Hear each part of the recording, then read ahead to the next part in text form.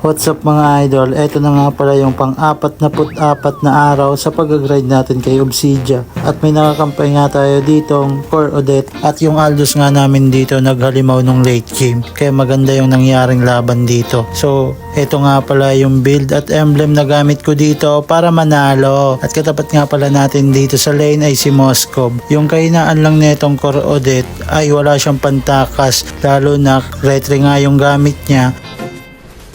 At dito nga, kaya ako binit dito yung Moskov kasi nakita kong pababa yung Angela. Lumabas na nga dito yung first turtle of the game at dumalaw nga dito sa lane ko si Odette at papunta na nga din pala dito yung Nolan tapos yung Xavier at nabigyan na nga tayo doon. Pagka-ulti nga ng Odette dito, ayan, yan na yung kainaan niya, wala na siyang takas.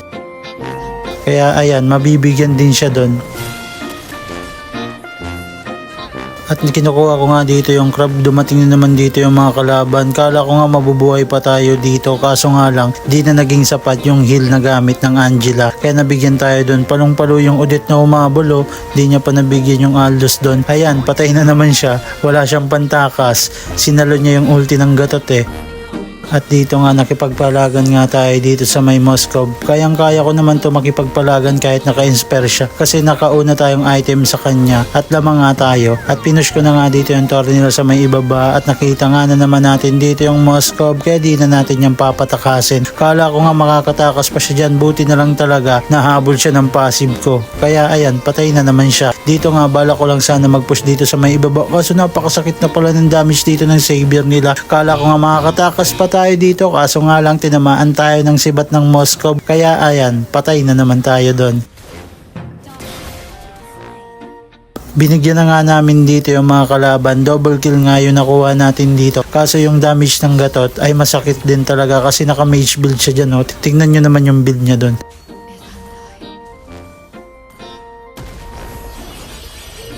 Ayan, nagyayabang na nga dito yung Aldous. Pinasok ba naman sa will ng mga kalaban? Ayan, damay patuloy yung Angela. Kaya napatype na lang talaga ako dito. Sabi ko, wag ganun idol. Matatalo pa tayo niyan At nakita nga na naman natin dito yung Moskov, kaya di na natin yung papakuwalan at mabibigyan na nga natin siya dyan at nawala na nga siya. At nakuha na nga namin dito yung second lord of the game at nagmamarcha na nga ito sa may ibaba. Abang tayo naman ay pinupush nga natin dito yung inner turret nila sa may itaas at wala na nga silang magagawa. Kala ko nga matatapos na namin dito. Kaso nga lang, napasobra tayo sa lalim, naton tayo ng gatot kaya wala talaga tayong kawala. Sobrang sakit na din ang damage niya. At kala ko nga dito, di pa matatapos yung game, buti na lang talaga pinagpupush na ni Changyo, gumamit pa siya dyan ng flicker. At good game sa mga kampi at nakalaban ko dito. Hanggang dito lang yung video natin mga idol. Salamat sa panonood. See you next video. Ako nga pala si May nagpapaalala sa inyo, manalo matalo, huwag kayo maging toxic sa kampi nyo. Ingat kayo palagi. God bless.